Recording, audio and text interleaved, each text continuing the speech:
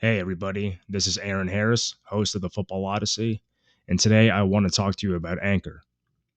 If you haven't heard about Anchor, it's the easiest way to make a podcast. Let me explain. First of all, it's free, and there are creation tools that allow you to record and edit your podcast right from your phone and computer. Anchor will distribute your podcast for you, so it can be heard on Spotify, Apple Podcast, and many more. And you can make money from your podcast with no minimum listenership. It's everything you need to make a podcast in one place. So go and download the free Anchor app or go to Anchor FM to get started. This podcast is part of the Sports History Network, your headquarters for the yesteryear of your favorite sport. You can learn more at sportshistorynetwork.com.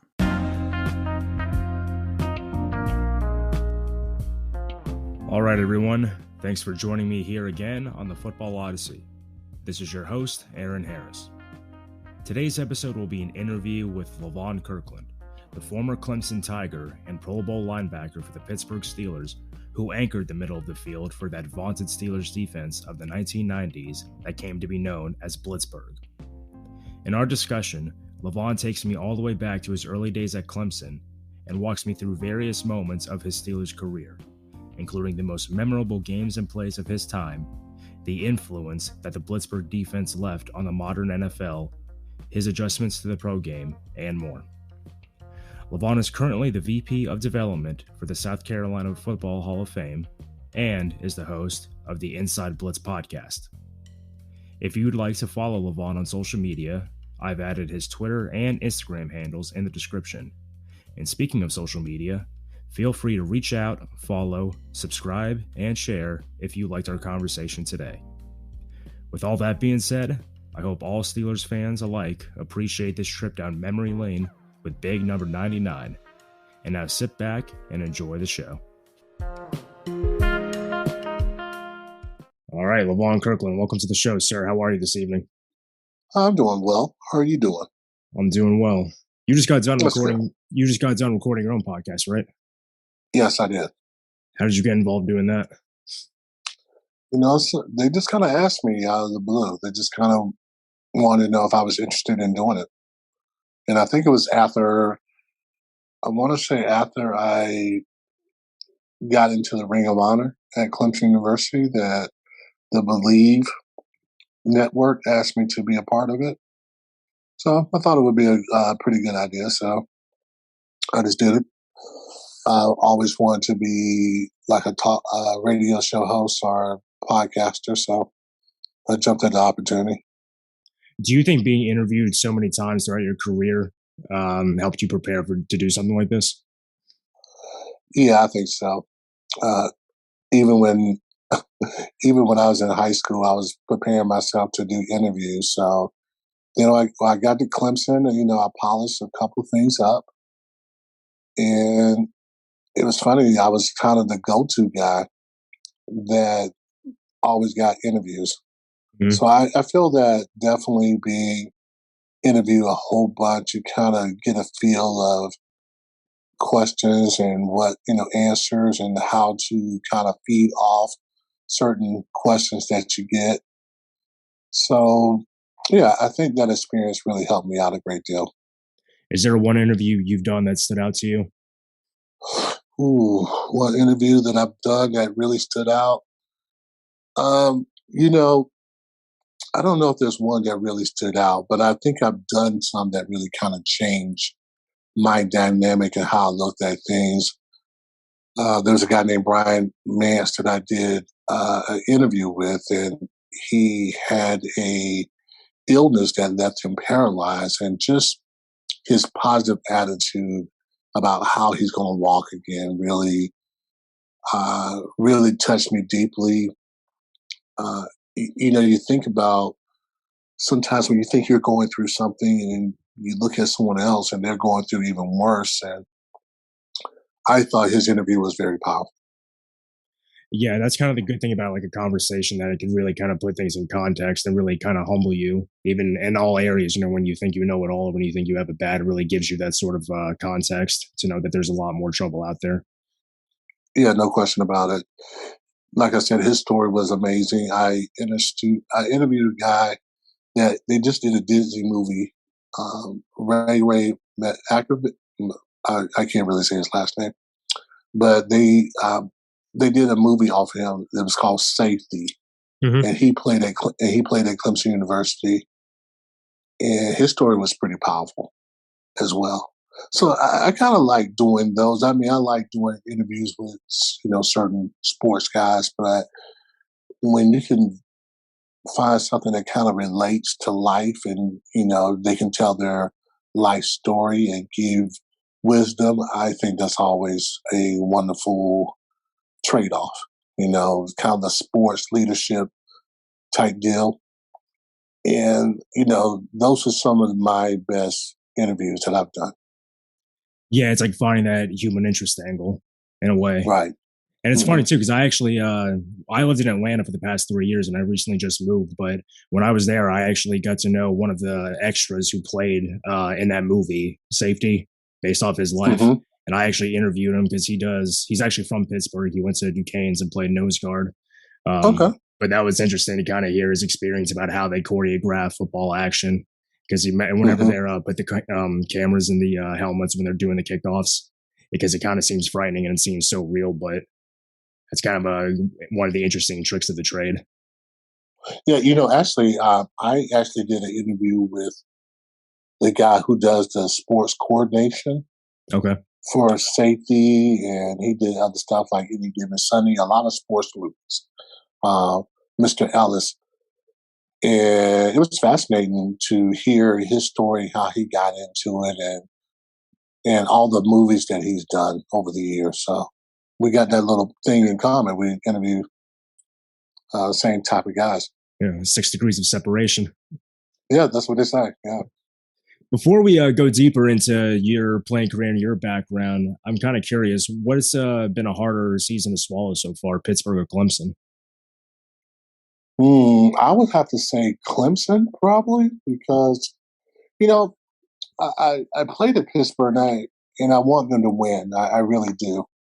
It's not that, but I think, most guys would tell you that it's their college that they really have a little bit more deeper emotions. And I feel that way about Clemson. I try to make sure I maintain poise, but yeah, if the Steelers lose, it's like, oh man, wish they would have won. But I think when Clemson loses, it's a tough weekend. Was it expected from you that they would have this sort of a start to the season, or did you think that maybe they would be a little more successful? I thought it would be a little bit more successful, but I don't know if I'm surprised, because really it's really a new offense. I think DJ didn't really have a good sample size, but we all kind of fell for it. We all kind of fell for the Notre Dame game and thinking like, oh, this will turn over to the next season. But I also learned that, every team is different. From year to year is different. And the dynamics are different. And this team has, basically a new offensive line, new running game, new quarterback. It's going to take a little time to gel. And I think the expectation of what Clemson has been in the last few years, everybody kind of thought that would kind of turn over and that would carry over into the next year, and it really hasn't. Yeah, well, I think the Alabama effect kind of kicks in too, right? Because it's like they seem to have, after a few years, a whole new group that comes in and they just still continue to pick up where they left off. So it almost just seems natural that you would think programs are just going to keep recruiting the guys and keep up the same success. No, I think you always have to understand that it's a process that keeps changing. Yeah, certainly. And if you don't change with that process, then you're going to be left behind. So you have to be careful, because I think it's fool's gold that you think that they're going to always be there. They're going to always, do well. And that's just not always the case. Now, in terms of the way the game is played, do you prefer college to NFL? Not including like the atmosphere, like the pageantry, but like the wider hash marks and more of the spread style? I think I've always just liked college football for the pageantry. I don't know about. There's nothing like playing in the NFL. If you're talking about strategy, you're talking about the best of the best, and you're talking about the best football. Some of the greater minds, I think, are in the NFL. No question about that. But I just kind of like the college game. You know, the enthusiasm of the college game is always good. I don't know. It's just kind of that. It's more okay. It's amateur football, even though maybe some people will disagree. But it's still it's you know NFL, man. It's you gotta do your job, in order to make your money. So it's more of a business. And although college football is a business, I think for the players, uh, it's an opportunity to keep dreaming big and keep going after it. And I think you're playing with guys that are going to be friends for life. So I just think that college just has a little bit something there, that I tend to enjoy. Maybe a little bit more innocence than the Yeah. NFL does. Did you go to a lot of Clemson games when you were a child? I didn't go to any Clemson game as a kid, to be honest with you. The first time I went to a Clemson game was when I was being recruited. Hmm. And Clemson is about almost 4 hours away from my hometown. And, my parents, we just didn't, my father worked all the time. And we just didn't have a time. We just didn't really have time to drive 4 hours away to go to Clemson. And then, you know, my father's a minister and had to come back and he had to preach on Sunday. So that just wasn't our lifestyle. I watched college football on TV. I really enjoyed it. But going to Clemson football games it was just really big, really huge. Was Clemson like your favorite team to watch when you were growing up, or were you more South Carolina? Well, not really. I actually like both teams. They're from South Carolina, so I think I cheered both. I didn't have, a lot of people they either went for Clemson or they were fans of South Carolina. I was a big fan of South Carolina State because that's where my brother and sisters went to school. So my first exposure to a college game was actually South Carolina State before Clemson or South Carolina. And you played football from the time you were in high school, right? Yeah, my first time of playing organized football was in the ninth grade, but just around the house, you just kind of throw the ball around, play with the neighborhood kids. So I played a lot of ball in that way and just kind of, just having an imagination. I played a lot of ball before I actually played organized ball. But the first time I ever played organized football was in the ninth grade. And the funny part was I didn't really know how to pull my pass the first couple of times. It was the thigh pass was kind of awkward to me. So I just really didn't know how to put those in. But playing the game came really natural to me. It wasn't hard. And you played multiple sports, right? Like you played basketball too and track, I think.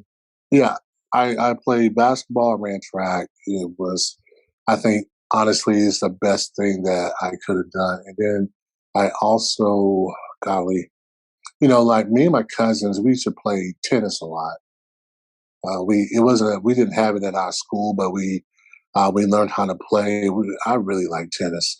I thought that tennis gave me the lateral movement that I needed, the quickness that I needed. So yeah, we played. I mean, from a small high school, you pretty much have to do it all. And so I ended up playing basketball and running track. That seems to be kind of a time of a different era, right? Because nowadays you're playing one sport from the time you're 6. Well, a lot of people, I should say. There are some people who still play multiple sports, but you feel like you kind of lose out on some different transferable skills that can help you cross train, Yeah, I do football camps, and I always urge my guys to play multiple sports. Mm-hmm. I think it does help with movement. I think that it makes you a better athlete if you do that. So I like the fact that I was able to play multiple sports in front of crowds. I think it just really helped me become a better football player. Now, did you pursue football because that's what came most natural to you, or was it the game that you were most passionate about and wanted to dedicate more of your time to? I think it just really football was just more natural to me. It also fit, the size and speed that I mean, basketball. I really love basketball, but I was never going to be. Uh, I knew that I wasn't going to be next level basketball player, even though I really enjoy basketball. And maybe if I was taller, I would have been probably a pretty good power forward. But I like football because it was more challenging. And like I said, I was just natural. I was more of a natural football player, and it fit my size and physicality. What position did you play first? Ooh, you're going to be kind of probably surprised. I played tight end, and we had a tight end split in kind of thing. So I played some wide receiver, a lot of tight end, and I played outside linebacker, and I returned punts and kickoffs for my team. Was there any So, player? Was there any player yeah. growing up that you used to watch as like to craft your game around? Ooh, I really loved Drew Pearson. I was a big Dallas Cowboys fan. And then as I got older, I kind of looked at linebackers. I was definitely a Lawrence Taylor fan coming out of college, and Derek Thomas, guys like that. Any kind of outside linebacker, I really kind of watched those guys. But then when I got to the NFL, they put me at inside, and it was a position that I really never played before, so I wasn't that familiar. So my first year, I kind of did more special team stuff, and really grew into that position. And then the next year, I ended up being a starter, but really kind of green at the position, and I just really had to grow into it. It took me, I was saying, probably my fourth or fifth years, really, when I became really accustomed and understood the position. It could be a little bit more cerebral. But when I first got there, it was just kind of athletic ability. I really, at inside, I really had to learn how to be a good technician because I really wasn't. I was just able to do things quite naturally and just get into the ball. But then, once you get accustomed to it and you understand what you're doing, and I realized being a technician would help me be a better player. I really focus in on trying to develop those skills. Was it a surreal moment for you whenever you're in the NFL and you're playing against guys that you watched growing up, like Marcus Allen or Joe Montana? Like, do you just pinch yourself at that moment to think, who would have thought? I think you do. I think a lot of times you're like, man, what's my golly, that's Joe Montana. I can't believe it. Or that's Jerry Rice. And, I did play against Marcus Allen before, and I was just like, wow, Marcus Allen. Can't believe I'm playing against Marcus Allen. And yeah, there's a lot of guys that are like that you've seen on television. And when you're playing against them, you're kind of amazed, Barry Sanders, guys that you admire, but now you're on the same stage. Mm-hmm. And now you got to switch the molds, and it's thinking like, you know what? I got to stop these guys. I got to, forget that they were superstars, and I might have played with them on Madden or something. I gotta get Marcus Allen down. I have no time to ask for his autograph. So yeah, it definitely was surreal, and it was kind of funny, and but it was really cool. I really enjoyed my playing career and being able to play with some of the greats, and then be considered a very good linebacker. I mean, that was amazing. Was there any player that you went up against that was just as good, if not better, than you remember them growing up watching? Ooh, I thought Joe Montana was pretty cool. Yeah, I thought Joe Montana, even though he was an older player, he was playing with Kansas City. He still had the wherewithal to beat us. And I mean, that last drive that he did, it was a work of art. I mean, he just really drove the ball down the field, taking what we gave him. It was amazing. It really was. And so he was as good as advertised, I thought. That's like that must hurt too. Growing up as a Cowboys fan, watching him in the drive with Dwight Clark. Oh yeah, or not the drive, the catch. Yeah, I remember that too. I was a big Cowboy fan as well, and I get Dwight Clark went to Clemson, so I got to meet Dwight Clark, and I got to maybe have a cup of coffee with Joe Montana, and yeah, I remember that. And then I talked to Sam Weiss, who was an offensive coordinator back then, and he told me about the design and how they designed that whole play. And I mean, it broke my heart as a fan though, but it was an amazing play. Was that worse than either the Super Bowl losses to the Steelers? Well, I mean, the Super Bowl that I was in and that we ended up not winning was, I'm not going to say devastating, because I felt that I played as well as I could possibly play. So I could, I always measured that. If I can look in the mirror and say I did everything I could do, then I'm good with it. So even that Super Bowl that we ended up not winning, it was great. I mean, it was a good time. That whole week that we were there, I mean, it was amazing. So I have no regrets. But I mean, do I wish we would have won? Yeah, I do. But I mean, it doesn't always work out that way. But I think if you go out there and you do it every day, and you go out there and you're prepared, I mean, the results are going to be the results. Whenever you were going through the draft process, was Pittsburgh always a team that you thought that was going to draft you, or were there some other teams that had expressed interest in you too? I'm going to be honest with you. Pittsburgh was the team that I wanted to be drafted by after I met Coach Cowher. And we going through the process, I wanted to get drafted by those guys so bad. So this is a true story that happened when I was the day I got drafted. I kind of had a feeling that I might not go first because now people were looking at me more so as a inside linebacker than an outside linebacker that I did in college. So, but I thought I probably should go second round. I didn't think no less than that. And it's kind of naive, but I just had a feeling that I should go in the second round. So I remember when the pick came up, Pittsburgh, and I went into the bathroom and I looked in the mirror and I was just like, they're going to pick me. They're going to pick me. They're going to pick me. I was so confident that I went to my sister's kitchen table and I sat down where the phone was. The phone rings and it's the Pittsburgh Steelers. And they told me, welcome to the black and gold. And I was like thrilled because that's the team I wanted to play for. So it was awesome. And then, once I got there and really being involved with Coach Cowher just made me think like, man, I was so fortunate to be drafted to this organization at the time that I was drafted there because we had defense. Our defensive coaches were Don Capers, Marvin Lewis, Dick LeBeau, John Mitchell, Tim Lewis, when I first kind of got there. And we had Jim Haslick there. So we had some really good defensive coaches.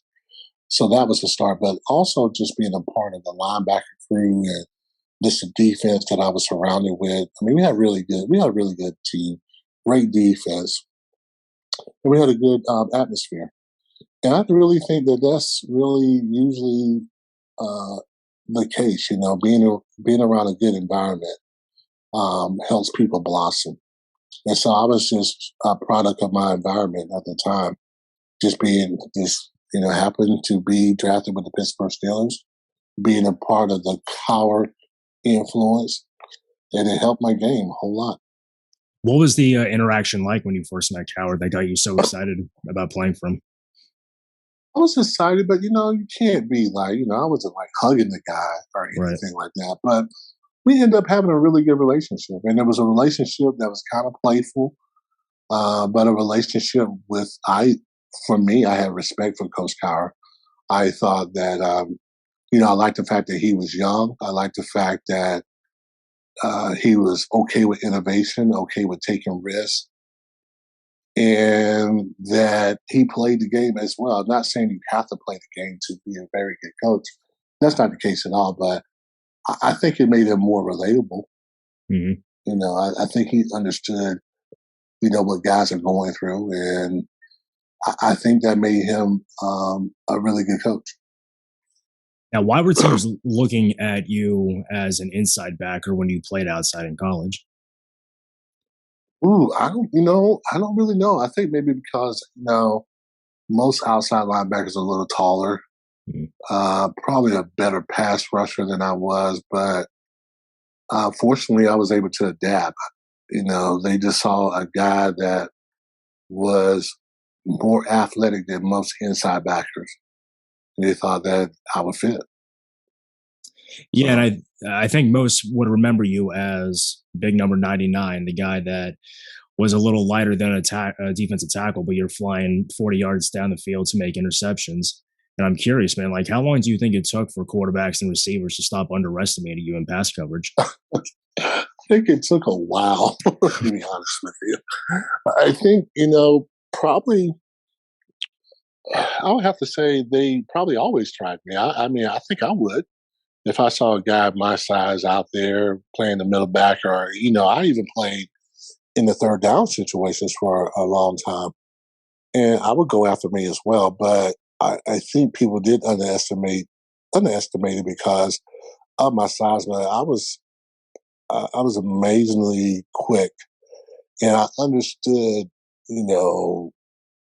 routes and what people were trying to do, and I could catch the ball.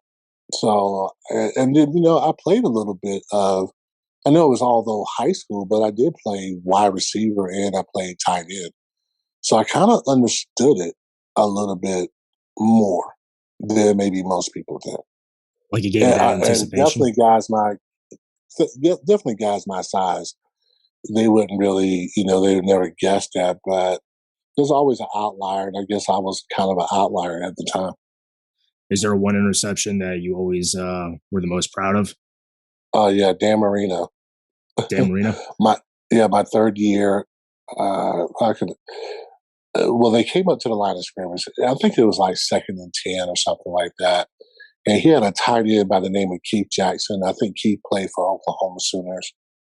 And I swear, Dan Marino looked at me, and then he looked at Keith Jackson, and he kind of said something.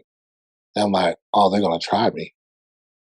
They're going to try. So I really, what I did was I took a step back, and it was a play action pass, but I looked directly at Keith. He was coming off the line of scrimmage. And I just kind of ran with him, stride for stride. He looked back for the ball. I looked back. It was right there, and caught it in my hands, man. It was a beautiful thing. It's that's the interception that I always remember. Did Dan Marino say anything to you afterwards, after the game? He didn't say anything after the game, but he was, we always kind of were pretty cool. But years later, when I started coaching when I coached at Arizona, and I went up to him, and I was like, there was a guy that was with me. He really was a big Dan Marino fan. And I was like, hey, Dan, hey, remember Levon Kirkland? He's like, oh, yeah. And I was like, Dan, do you remember? He's like, yeah, the interception that you got from me. And he remembered that. I couldn't believe, Dan Marino remember an interception that he threw to me was quite remarkable. I just never would have guessed it. Yeah, that's a great compliment. Yeah, it's a great compliment. I mean, it really was. And, I have to say that I think I did earn my respect in the NFL when I played. But, man, when guys like Dan Marino, after years, remember that play, I mean, it's kind of cool. When you look at the way the game is played today with all the sub packages and the exotic blitzes and coverages, do you just reflect on how ahead of the curve you guys were with Dick LeBeau and Don Capers on how you really brought about these new staples of a modern defense? I thought so. One of the things that I thought was really one of the things that we did well was with our outside linebackers. Most guys, they play either Sam or the weak outside linebackers, but our outside linebackers had to learn both positions. Okay. So they stayed on their side, but if anybody tried to maybe motion or change, it would never work with us because our outside linebackers stayed the same. But me and Chad, our Earl, we would be able to switch. Mm-hmm. So it's easier for us to move than to say the outside linebackers to move because there's a greater distance from outside backer to outside backer instead of from inside backer. So we would just always move the inside backer, which was, I thought, a smart way to go. I think that when you're talking about, positions now for the outside backers, you never had to play the next Sam or Will. You played the next backer who was good. And I think a lot of times teams who only play, this guy only plays Sam, this guy only plays Will, I think it gets you into trouble when guys are moving guys around. What we call scrambling, changing the formation, changing the strength of the formation. And now I think you got guys running around, and then you can catch, then they catch them. Without outside backers being able to play both positions, I thought it really worked pretty well. And then also what we did a lot, you see it still today, is we were probably one of the first defenses that will walk their inside backers up. We would play around the line of scrimmage, dropping off defensive tackles, nose guards, bringing guys from the slot or the defensive, the corner. And I thought that that what we call blitz zone really worked very well for all of us. Yeah, I remember when I first started watching the Steelers, I would see guys who were defensive linemen like Brett Hazel or Aaron Smith up moving around and then sometimes dropping into coverage. And it was like, man, this is so unconventional. We did it before then. We did it. Yeah. We were probably, like I said, we were probably one of the first teams to do it at that time where you never knew who was really actually coming in a lot of situations. So that kind of thing worked for us. Well, and what's interesting too is like how you could still see like some of the same exact plays in a way. Like one noticeable blitz that I remember watching growing up is Farrier and Foot would cross A gaps in that blitz with Casey Hampton tying up the center, but you could see you and Chad Brown running that same exact blitz. So it's cool that like the generations are kind of linked by, in some cases, some players like Jerry Olsofsky right now as the backers coach, or like Butler having spent so much time with LeBeau that still are some traditional blitzes that stay. It was our inside fire. I know the call is inside fire zone.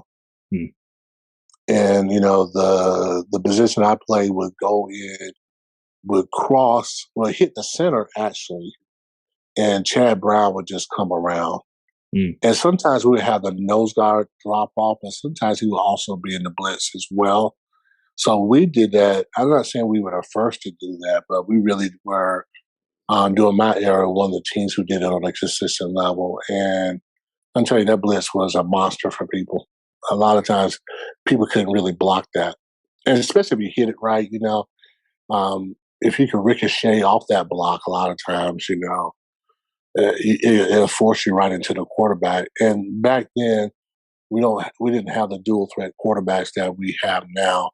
So those guys were kind of sitting ducks if they didn't block it up or they didn't see it right. How much of the learning process when you were learning defense in the NFL was recognizing the tendencies of offensive linemen? Oh, that was a big part. But for me, I'll be honest with you, I kind of looked at the running backs at the time because the running backs or the fullbacks really kind of gave it away more so. And I kind of felt the offensive lineman, if you know what I mean. Like, my main key was, fullback, running back. And I would just kind of feel what the offensive linemen were doing. It's still the same, I think, in a lot of ways. They try to document it up a little bit, but the offensive line can't really fool you if you really focus on them and you really kind of key on them. They're going to tell you exactly what's going on. Mm. In my opinion, I always felt that way. Like even play action pass, as I got older, it never fooled me because I knew the offensive linemen, they had to kind of come up a little bit. They had to pass protect, even though it seemed like it was a run. They had to pass protect. And then a lot of times, things like bootlegs and stuff like that, I was just looking at the tight end. The tight end would kind of tell you what was going on. So, you have your different keys. And what I see a lot of times now, especially from the outside linebacker perspective, you see guys looking in the backfield, even though they have a tight end right in front of them. And the tight end is kind of going to tell you, well, I got a block down, I got a base block, or I'm trying to free release. They kind of give it away a little bit. Yeah. But I'm not sure if that's always taught. But, then again, maybe there's different ways of teaching things. So what do I know? What was the hardest offense for you to prepare for? Because the 90s, you saw a lot of variety in terms of the zone blocking scheme out of Denver, and the West Coast offense was spreading around. So what was hardest for you, do you think, to prepare for going into game? I didn't think, I'll be honest with you, quite frankly, I didn't think any of it was hard. Mm. I didn't think any of the schemes were hard. It was the players that was always the tough thing. It was never, scheme is scheme, but it's the players that you're going against. Yeah. Because I can design a play that's supposed to stop another play, but if you have a really dynamic player like a Barry Sanders, he can kill that scheme. Right. Players can, it's the players. It's not something people kind of fall in with the scheme, and the scheme is definitely a part of it, but I think also depending on who you're going against. Yeah. Yeah. It's like some people will say that a lot of people make the argument that a scheme can shorten the divide between two teams, but it can only do that if the talent is somewhat similar. You got to have I think you got to have the talent. I think you got to have it all. Be honest with you, got to have it all. You got to work, and then your scheme got to kind of fit what your players can do. Like a lot of times when you just put in a system, it may not always agree with the players that you have. So, like when we played the 3-4, it really matched up well for us because we had the players that can plug in. And I'm talking from a linebacker's perspective. In a 3-4, you almost have to have the right guy at the right position. Your two outside linebackers have to be able to rush the passer really well. And I'm not just saying, okay, I'm talking about guys who can really get there. We had Kevin and we had Greg. Those guys can really rush the passer, really put heat on the quarterback. And then you looked at me and Chad. I was more the guy who can do it all, who can stop the run, who can cover pass, who can kind of do a little bit of the dirty work, take on guards, take on fullbacks. And Chad was just a guy who could really clean up very well. What I mean by that, he can make plays, and then he was a really good pass rusher as well. So we had the dynamic that really fit that defense. And a lot of times when we talk about schemes, they have to be able to match up with the players that you got. And whenever we talk about the success of the Steelers in the 90s, that defense and the offense too had really good years that got to the AFC Championship 3 times. And in 95, that's when you guys crossed the threshold and got to the Super Bowl. What was unique to you about that 95 team that was able to cross over that barrier to get to the big game? Actually, I thought the 94 team was a better team. I thought we were really?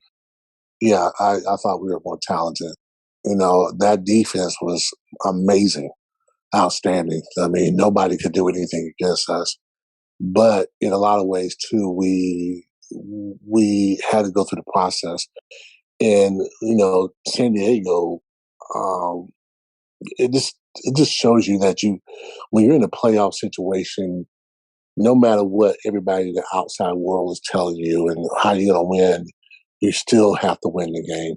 Yeah. And I thought we were better than San Diego that year, but San Diego, they fought and they made the plays they had to make to win that game, and we did.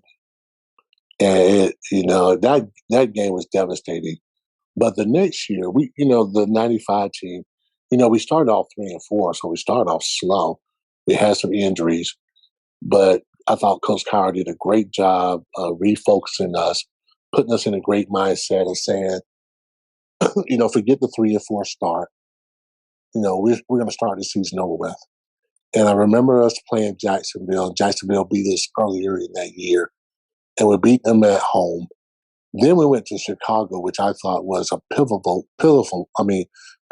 game for us, where we went to Chicago. They were pretty good that year. They were like 5-2. And we went there. We played them in overtime at Soldier Field, and we ended up winning that game. Mm-hmm. And then from there, we kind of took off. And that's when Cordell kind of came into play. Cordell was the fifth receiver. Nobody had an answer for him. The defense started gelling again, even though we did lose Rod Woodson. We kind of put Cardinal Lake on the other corner. And the most important thing is that as a team, we started hanging out more. Like the whole team would go to, I forget what bar it is that was across from the stadium. And we really got to know each other.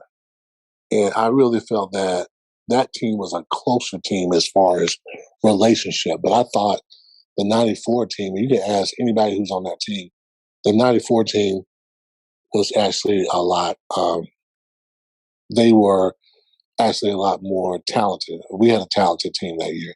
But I thought the '95 team definitely brought it all together. And we were in that AFC championship, and we knew we just had to get it done some kind of way, and we actually did.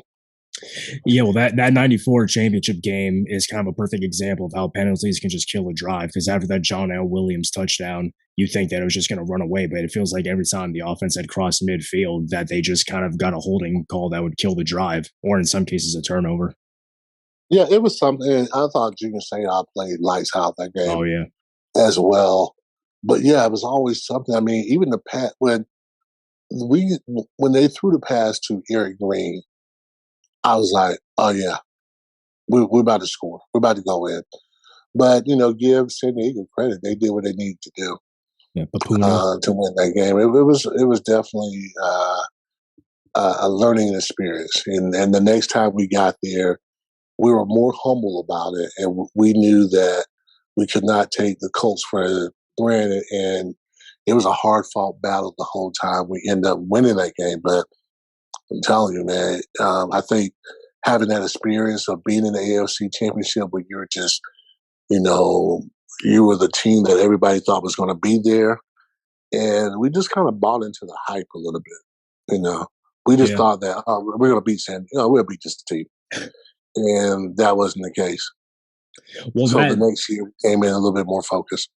Well, yeah, I mean that drive or that run that you were talking about when you start against Chicago, I mean you could just see it, and especially in the defensive side, sort of that do or die moment. I mean, whenever Eric Kramer, like you said, had a good season. I mean, I think he only had 4 interceptions and he had 18 touchdowns going into that game, and you guys picked him off 3 times. So you could see that there was a resilience there, that you guys were ready to start turning this thing around. We did, and we kind of really bought into Coach Cowher's message about just really starting over. But I think any good team, coaches can say whatever, but I think it's always up to the players to take ownership. Mm-hmm. And I felt like we took ownership, and we just said, let's go to work, let's do the little things right, let's not just go through the motions. And we did that, and I mean, we had a tremendous run. It would have been so much better if it would have been a great story. It would have been a story that you heard about if we would have won that Super Bowl, a team that went from 3-4 to winning the whole thing. And we felt like we were going to do it, but it just didn't work out for us. But Yeah, let's talk. And Let's go deeper into that Super Bowl because obviously Dallas was coming in having won 2 Super Bowls, so they had the experience. And you have Irvin, Aikman, Emmitt Smith. They're all in the prime of their Hall of Fame careers. Offensive line is one of the heaviest in history. I mean, what was the weakness that you guys saw on defense that you felt that you could exploit and take advantage of? Any like particular matchups or? well, we just thought we were. I don't know if it was a matchup or anything like that, but we felt like we were really good defense, and that we had against their basic kind of we're bigger than you, and we're just going to mash you and smash you. Mm-hmm. We thought we were at least quicker on defense, and we thought we had pretty good speed. And they were a good offensive line. There's no question about it. But I think that first couple of drives, we're just trying to settle down. And then once we settled down and knew that, okay, we can play with these guys, we can beat these guys, it really started playing pretty well for us. So, I mean, to give them credit, man, they were a great team, and they knew how to win, and they knew how to win the Super Bowl. We were inexperienced as far as being in the Super Bowl, but we felt like we were a team that can compete with them. And I really thought we did pretty well competing with them. I think, it goes to show you cannot make big mistakes against a great team like Dallas and expect to win. Now we made 2 turnovers that really turned the game around and gave them great position to score. But maybe we could have stopped them as well. But I think that last interception just really did something to us because we crawled and fought to come back to just 3 points, and then when they got the ball back, I think we were just deflated. Well, yeah, I mean, after that onside kick, the momentum was completely shifting towards you guys. And then, I mean, it's a shame for Neil too, because I think that season, he had a good season as well, like operating out of that 5 wide receiver. I mean, that was what was working in that game for them or for you guys. Yeah, I think that was the way we were innovative. And, I tell people all the time that Neil was the one who got us there. I mean, that he threw an amazing pass to Ernie Mills that got for the championship game that got us there. And, it was unlike Neil to throw interception. He didn't really throw a lot of interceptions at the time. Did you know the onside kick was coming? I did not know. That was so fun to see it. But the thing, I wasn't there for the decision, but we did know, like, okay, we're going to go offsides here. And I'm like, oh my God. I said, for real. And it worked to perfection. They were totally fooled. They had no idea they were going to go onside. It was a great call. Oh, I think it's actually probably a better call than the other onside kick that Sean Payton made against the Colts. Oh yeah, I think this one just totally got them by surprise. Totally. I mean, it was, and sometimes it's it's a flow of the game, and they kept seeing them just really bailing out real quickly when we kicked the ball off a couple of times, and there's just, I think Bobby April was the one was like, should we go surprise onside kick? And Coach Carr just kind of contemplated for a second. He's like, yeah, let's do it. I mean, it takes a lot of guts for somebody. I mean, somebody could suggest something. And although Coach Carr wasn't the one that suggested it, he was the one who okayed it. Right. Most head coaches probably would be like, oh, hell no. No, let's kick it. But he was like, yeah, let's do it. And we went down and scored, and we were only down by 3.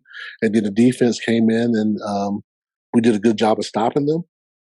And I really felt like at that point, with the momentum on our side, and we were only down by 3 with, I don't know how much time was left in the game, not a whole lot of time, maybe 4 minutes or so.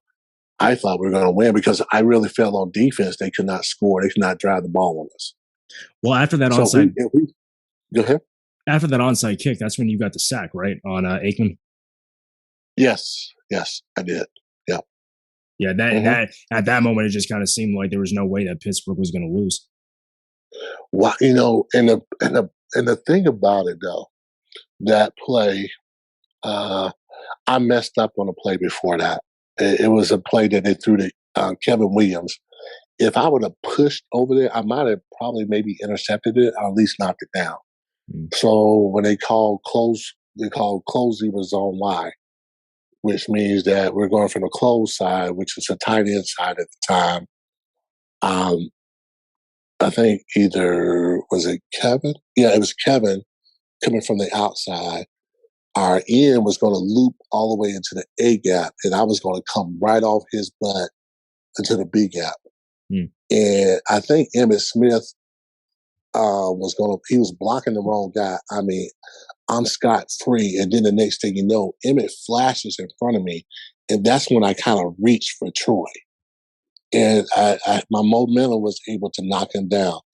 But I'm telling you, I would have killed Troy Aikman. I'm telling you, I was like, he was dead in the water. Yeah. If Emmitt Smith doesn't clip me at the last moment, Troy Aikman's probably going to fumble that ball, and I probably would have hurt him. I mean, you had to use every inch of your body to reach Troy, though, because, I mean, as he was backing up. Every inch. I mean, I saw it at the last second, and I leaped over, and I just kind of brushed at him, and he fell down. The momentum, because my momentum was so fast and furious that if I would have hit him, he would have, I'm telling you, he would have fumbled. Has he ever mentioned that sack to you in years afterwards? I don't know if he ever did. I don't know. Yeah. Yeah. But that sack would have probably been iconic if we would have won it. Well, it's an iconic photo too. Like if you watch it from the television broadcast, I mean, it just has the look of a man that's trying to put everything on the line to win a game. Yeah, well, I just kind of thought that I'm going to make a play. And, I mean, before it came, I was like, I'm going to make this play. And, it wasn't quite the way I envisioned it, but it was still pretty good. Do you think if you guys were able to keep a lot of the same players, because in a couple years after that, you had some guys that had departed like Lloyd and Greene. I mean, do you guys think, and O'Donnell too, do you guys think you would have been able to win a Super Bowl if you guys would have been able to stick together? If we could have stick together one more year, we'd have won it. Yeah. We would have won it because, we would have had the experience of being in there, especially if we could have kept. And that was the bummer about it. You couldn't keep everybody, but we'd have been one of those teams that we'd have worked together so much that we would have just gelled. And I feel like we would have been a team that would have been like, okay, we're gonna win it this year. Is that a big adjustment for you when you have a lot of guys leaving to learn the different styles of your teammates that are coming in to take their place? Or did you kind of play with a lot of the backups enough to kind of get a sense of their tendencies and what they bring to that position? Well, when everybody I'll tell you, when I'm not sure, well, Kevin left that year, and Greg got hurt the year after the Super Bowl. So we had to do some maneuvering to help us out. So we ended up moving Chad to outside backer. Jason got hurt too, but Jason came back. And it was me and Jerry O that were playing inside backer. That was a good combination. I'm telling you, man, Chad and the outside.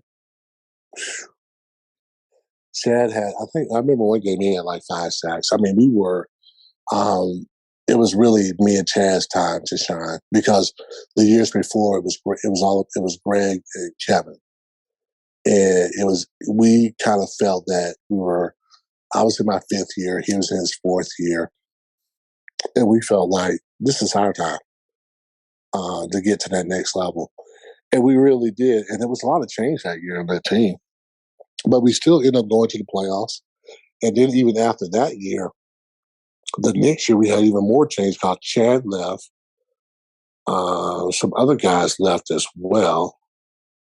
And it was we always just we just kind of had to adjust to the different players that we kind of had to deal with. And then I think it got to a point where I think I was me. I was like maybe the only guy left. Maybe somebody else, maybe Lake or somebody like that. We were totally a different team, a totally different defense. So, although we still were a pretty decent defense, I mean, a lot of times, it's like I said, you can have a great system intact, a great scheme, but you got to have the players to execute the scheme. Oh, you still did well. You had the interception in the 97 championship game against Elway. Oh, yeah. Yeah. I mean, it was kind of crazy because they ran that play, but like the play before. Oh, really? And I'm just like, and when they did it, I was like, I can't believe they're doing this play again. And they did it again. And basically, I just kind of stuck my arm out there, and the ball kind of stuck there for a second. I was able to get it from Shannon, but I was kind of motivated that game because I remember the year before. That's my first year going to the Pro Bowl, and I mean Shannon was talking trash to me about I couldn't guard him, I couldn't cover him, and I remember he took off on basically a seam route, and I was with him stride for stride, and almost got my second interception. Mm. So, yeah, I remember that game. It was another heartbreaker, another championship game that we lost. And it's a team that we beat earlier in the year that we kind of we got after it a little bit, but that was a team that I was like, man, you're never afraid to play a team, but like sometimes you're just like, I don't really want to see that team. I was willing to play. I remember it was Kansas City and Denver, and I was like, hope Kansas City wins, even if we have to go to Kansas City, because I felt like we could beat Kansas City. I felt like we were going to beat Kansas City. Denver was just a team that was a veteran team. They made a lot of mistakes the game we played before, and we still only lost by 3. But that was a heady veteran team, and we were kind of in a lot of spots we were young. Yeah, and we weren't quite there. Is that the kind of game when you played them a few weeks earlier that you wish you would have lost because it's so difficult to beat them twice? It's not so much that. I probably just wish we would only played them like maybe in the playoffs, and they wouldn't have been accustomed to us, because a lot of times when you beat a good team like that, if you play them again, you better be willing to die. You rather they don't have to kill us to beat us kind of mentality. Yeah, because they're not trying to lose, and they're going to focus in. They're going to play well. So, like I said, it wasn't that I didn't want to. I wanted to play Kansas City because I thought we were better. I didn't want to play Denver so much because we played them before, and I thought they would be super motivated to play the game. Well, plus they still have that game film too, so it feels like you had to add a whole new repertoire of plays. Right, and see, the thing was too, a lot of times when you play a team that you beat before, and you got to come back and play them again, like in a playoff situation, they usually make the better adjustments because they lost, so they know like we got to make better adjustments. We got to do things a little different than what we did before because we wasn't successful. The team that usually wins that game, they're thinking, "Oh, we're good. Let's just keep, it's human nature. Like, be not complacent, but just understand. Like, what we did last time worked well against them. Let's do that again." But they made the adjustments, and we really didn't. Well, the Steeler game that sticks out to me, what you just said the most, is in 2004 when the Patriots had lost their 24-game winning streak to Pittsburgh in Ben's rookie year, and then the AFC Championship game they went to Pittsburgh and just clobbered them. Yeah, because you make, like I'm telling you, you learn from losing. Yeah. Now, you don't want to lose like a lot. That's not good. I don't care. Losing sucks, but sometimes you can really learn from it. Yeah. And especially if you're a good team or a good organization and you lose a game And you can reflect on it and say, like, okay, if we did, there's probably like 5 plays or so that you could have done better on. And you can always say, like, if we do this and we do that, and we get the opportunity to play them again, then these are the adjustments we can make. And then you're just more focused. Yeah. You're more focused on what you got to do. And in that game, Denver was, there's other times. So, football teaches us a lot of lessons if we pay attention to it. That's the key. You got to pay attention. Right. You got to pay, because it happens over and over and over again. Teams, you beat a team, you play them again, you think, like, oh, we're going to beat this team. Yeah. And not, especially in the playoffs. In the playoffs, I know people think about home field advantage and stuff like that. To me, that doesn't matter. It's Really? another level of playing. No, I like playing. Sometimes it's less of a distraction if you're playing away. You think about it. You don't have to really deal with family and fans and all that stuff trying to come to the game. Trying to get everybody situated, especially in a playoff game. There's a lot more distractions. See, I think when you go ahead. That's interesting, because I figured if you were at another team's stadium, you have to always account for the crowd noise that's working against you instead of for you. Well, it can work. I mean, like, sometimes you can take that energy and make it work for you. Like, a lot of times I like playing away because I like the boos of the crowd. Mm. And so I looked at that as, like, we're the bad guys. Sometimes it's fun to be the bad guy. Yeah, I hear you. Yeah, I mean, like, yeah, can the stadium, being playing at home work for you? Yeah, it can. And normally it does. It does. But I think in a playoff situation, that's not always necessarily so. Yeah, and you've seen countless times where the team at home just never really finished the job. I mean, even the Steelers in 2005 went on the road all 3 games to get to the Super Bowl. Yeah, it's and then, like, that's why I love the NFL playoffs. To me, it's the best. Mm-hmm. Because I feel that the elevation of play is there. It is. I mean, guys are going to play at another level. It's faster. It's is more physical. Is everything. Guys are, they're playing for, prestige. They're playing for history. Yeah. And if you win that Super Bowl, man, you're gonna be in history books forever. Mm-hmm. If you lose it, you're just gonna be a footnote. So yeah, that's the ultimate motivation. Yeah, like, you want to look back and say, man, you were a champion. Now, I got just a couple more questions. If you could play with one Steeler defender before your time and one Steeler defender that came after your time, what 2 players would you like to have played with? Oh, I think I would have played with Troy. Mm-hmm.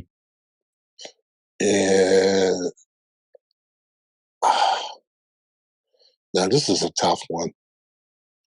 I'm thinking between Jack Ham and maybe Mean Joe Greene. That's a tough The one. reason why I say Jack Ham is because I think me and Jack would have had a really good relationship and would have fed off each other. Have you met Jack? Have you met Jack? I met Jack. We got along great. That's what I'm saying. I think we had the same type of temperament, and it would have meshed pretty well. Yeah, the guy was just one of the most cerebral players ever, wasn't he? Yeah, he was a cerebral player, and I think I would have worked really well with him. And I think Mean Joe is probably would just to have somebody like that in front of you to, protect you and make plays, man. That'd have been great. Yeah. It also would have been a cool combination to see, like, if Troy and Rod Woodson were together. Well, I think both of those guys were kind of gamblers. Mm-hmm. So I'm not sure how that would have worked out. You might have had to play them opposite of each other. Right, yeah. because Rod always back then you kind of, I think back then you played you understood what a guy could do and what he's going to do, and so you just kind of played off it. Yeah. Well, one of the great plays I remember seeing Rod make, and it's not one of his greatest plays, but it just sticks out. Whenever the following year after you guys, it was 96 divisional when the Colts came back to Pittsburgh, and that was Marvin Harris's rookie year. And Harbaugh hands the ball off to Marshall Faulk, and Faulk tries to cut behind Harrison, who's blocking Woodson, and Woodson just lowers his body, just shoves Harrison back into Faulk and knocks him out. Yeah. Yeah. Rod was a pretty big DB, back. He was, he had good size on him. And Rod could do everything. He wasn't afraid to come up and make tackles. Guy had a lot of sacks too, as well, especially when we started sending those guys off the corners. But Rod could do everything pretty well. To me, he was an amazing guy to watch. Really was. I was in awe with Rod Woodson. He was like a legend walking into the locker room. And we were, contemporaries. And to see him just do his thing each and every Sunday was a joy to watch. How impressed were you whenever he came back in '95 to play in the Super Bowl after missing the whole season? That was pretty impressive. Really was. And we really thought he was out, but for him to come back shows a lot of fortitude. It really does. And it's not surprising why he's in the Hall of Fame. Yeah. Because I think it does take a mindset to be in the Hall of Fame. There's, of course, there's some other factors, but I think more importantly is that mindset to get there. Well, I love the play too. Whenever he was covering Harrison and he knocks a pass away and he gets up and starts taunting him, putting his knee up in the air, pointing at it, and how he just came back from that. That was so much fun. I was a player now. When I say he's a player, he's elite player. Just a guy that can, a lot of times 20% of the people do 80% of the work. And a lot of times you can always count on Rod to make a play. Yeah. A huge play. And that's what he provided for our defense. Pick sixes that just really turned the game around. Big plays. You can always count on Rod to make the big play. So when it comes to the NFL in the 90s, can you describe what made that decade so unique for the NFL? And could you make the case that it was the best decade for the league? Oh, I think it was a great decade. I think every decade has its greatness. I think it was a great decade because in a lot of ways it was just, it was equal. There was not so much, it wasn't as offensive slanted as it is now. Yeah. It was where you could, on defense, you could intimidate the guy by hitting him like a second late. Mm-hmm. You can send messages, and that's what defense is. Defense is just like sending the offense these messages that we're going to do this, regardless if you throw the ball. Nothing cheap, but, we're going to come after you. Yeah. We're going to be physical with you because we don't know what you're doing. So we got to be physical. We got to be able to knock you off your game. And that's what I liked about it. It was more of a kind of man-on-man kind of thing, Mm-hmm. It's more in the box. But it had enough innovation that people were throwing the ball West Coast. It still was a game that scored enough, but it was just, I think it was just a very competitive period in the game. Just a lot of physicality. Yeah, I remember a couple of years ago, Greg Lloyd was asked about, what do you think of the game today? And he's like, I can never play in it. And he was talking about the Legion of Boom. He's like, I've never seen them put the boom on anyone. That would be great. I think that the group we had was fantastic. The linebackers we had were just amazing. I thought. I didn't think there was any in the '90s. I don't know if there's a better set of linebackers. I mean, to have four guys. I knew the New Orleans Saints. They were really good. You know, they had Pat Swell and all those guys. The Dome Patrol. But I thought that we were. I thought we played off each other very well. I thought that we were all good. Yeah. You know, it's hard to find guys like that, and all four guys are super good. Mm-hmm. I don't know if you find that as much anymore. Yeah, well, it kind of feels like because of how much of a sub-package game it is that you kind of lose out on what makes like a 4-3 special with the defensive line or a 3-4 with a good group of linebackers. You know, you kind of miss out on that unit because the defense is almost so amoebic. Right. And honestly, too, it's probably hard to find guys who can do it all. Right. You know? Yeah. Because we did, pass coverage, blitzing the quarterback, stopping the run. We did a lot of that. Yeah, certainly. So the last question I have is that you are a finalist for the 2020 College Football Hall of Fame. And obviously that took a lot of blood, sweat, and tears to get to that point.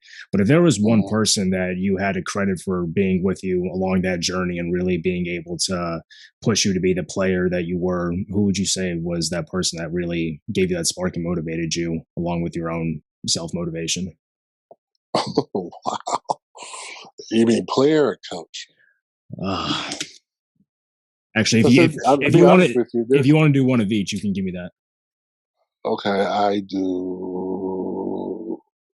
Now, there was one player that nobody's ever heard of before. This guy's name was Jesse Hatcher. Jesse was, I think Jesse, when I came in, Jesse was a junior, but he was unique in a lot of ways. He came from a junior college, and then also he was in the Army. He was in the reserves.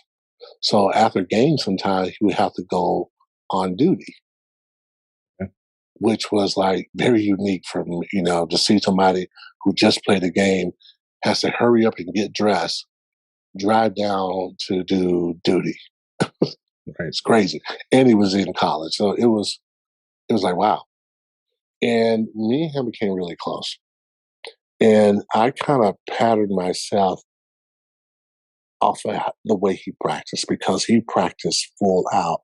And he was a good college player. Really good little player. Could get out the quarterback. But he was like an older brother to me. And he really, not only football wise, but just life lessons that he would give me, because he was older, a little bit more mature than maybe most college players. And I was drawn to that. Other guys too that were mentors to me, but they didn't know it. Guys like Demonte Dawson, I just loved the way he carried himself. We ended up being roommates on the road. Guys like Kevin and Greg.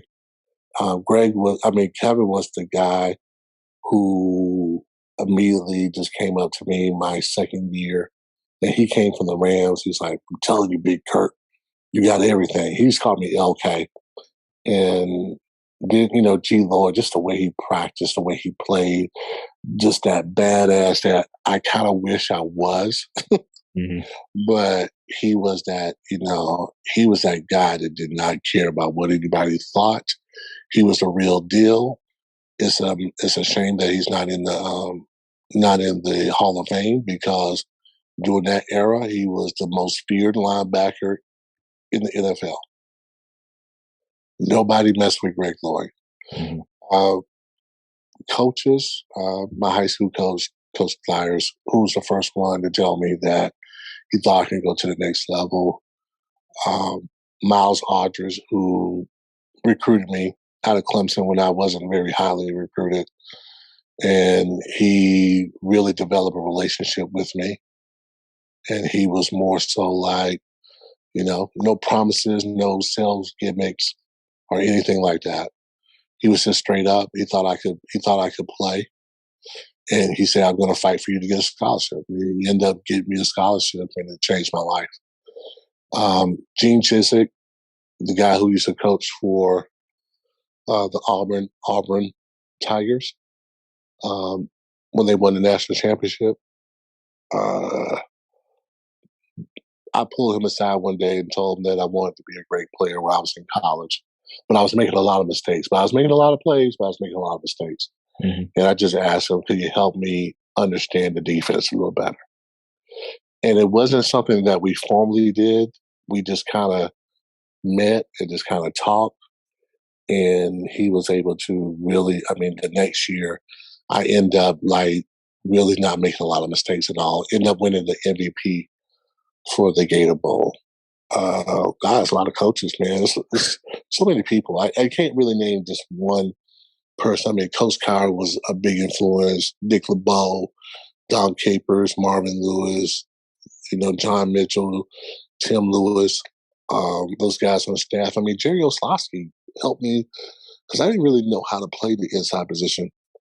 Jerry Oslowski helped me. He really helped me play the position at a time where rookies were not well received by the veterans. When guys they would not help you. I'm not lying. You had to earn your spot on the team. You had to earn your respect, and it wasn't given. Mm. And so Jerry went out his way to kind of help me understand the position, what I need to look for.